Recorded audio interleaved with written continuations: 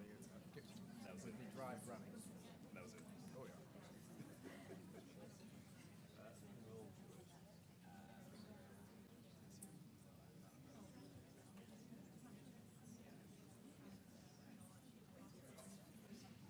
Oh, for a lunchtime session in which food isn't being served, it's not bad. It's not bad. There'll be more people, I You'll suppose. see. There'll be standing room only at the back.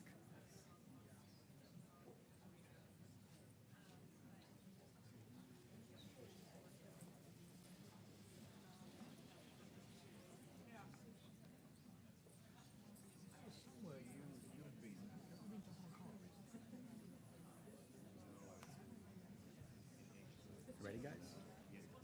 Oh, that's where I was. I knew you'd proceed. Good afternoon, ladies and gentlemen. My name is Mansoor Husain, and it's my pleasure to chair this mini symposium sponsored by the Ted Rogers Center of Heart Research and some sponsors I'm going to thank in a moment. We have a great hour planned for you today. We hope it's a very interactive session that achieves its educational objectives. Here are my faculty disclosures. I have several relationships and have worked in this area for a number of years. At the end of this session, we hope that you as audience will be able to discuss the relationship between diabetes and cardiovascular disease and how these two interact, distinguish how the management of diabetes is different in patients with cardiovascular disease, review specific drug classes indicated for the treatment of diabetes, their consequences on cardiovascular and renal outcomes in particular, and we'll try and get into some practical implications of introducing these medications in a typical cardiology clinic.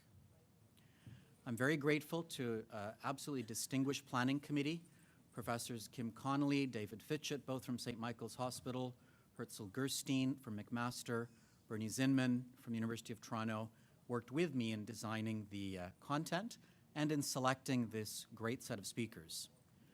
I want to begin by thanking the unrestricted educational grants received from these industry participants, Boehringer Ingelheim, Eli Lilly, Janssen, and Novo Nordisk. So here's our faculty, who probably most of you know. They are authentic experts in each of the topic areas they're going to discuss, and we're very lucky to have Professor Nadia Janetti, who's going to lead the panel discussion and take over the Q&A at the end. Our agenda is we're going to have Dr. Fitchett introduce the topic overall and introduce a case that I think is very typical in all of our practices, one that I think will inform the subsequent two discussions, one focusing on the role of SGLT2 inhibitors, and the other focusing on the role of GLP-1 receptor agonists. And then we hope to have most of the time dedicated to a question-answer session and a panel discussion at the end. So you've all been here, I think, for a couple of days, but those of you who aren't, if I could ask you to get your phones ready and go to ccc2018.cnf.io. Here's the audience response system, an interactive session where we'll be having some questions for you to fill out. It's also where you can ask questions in advance if you don't want to get up and go to the mics, and we'll be monitoring your questions as they're submitted.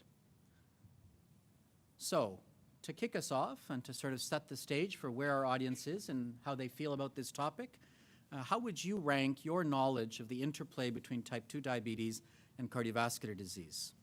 Is it low but sufficient for your needs? You've got colleagues around you that need to know and you don't. Low and not yet sufficient for your needs. Intermediate, but you want to know more about this topic.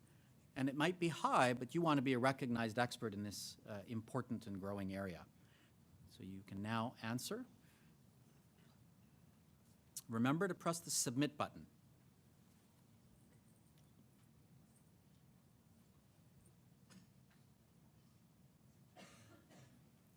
Okay, so it looks like about 3/4 of the audience are either low and not yet sufficient or intermediate and want to know more about this topic. That's a perfect audience for a panel such as this, where we hope to be able to make an impact.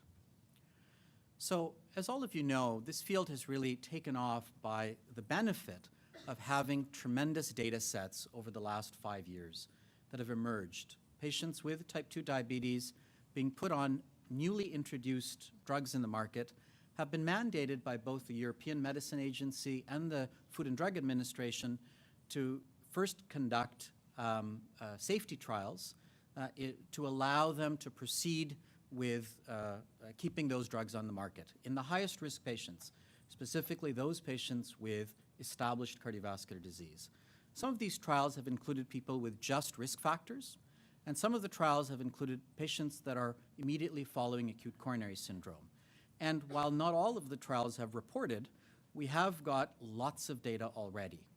And what we're going to be focusing on today are the data that are available where there have been benefits, not just non-inferiority, which is how almost all of these studies were designed, but actually able to demonstrate superiority of using GLP-1 receptor agonists versus placebo, and superiority in using SGLT2 inhibitors versus placebo, as opposed to the essentially neutral studies with the DPP-4 inhibitors. So I'm now going to turn over to my colleague, Professor Fitchett, who's going to introduce this topic and a case.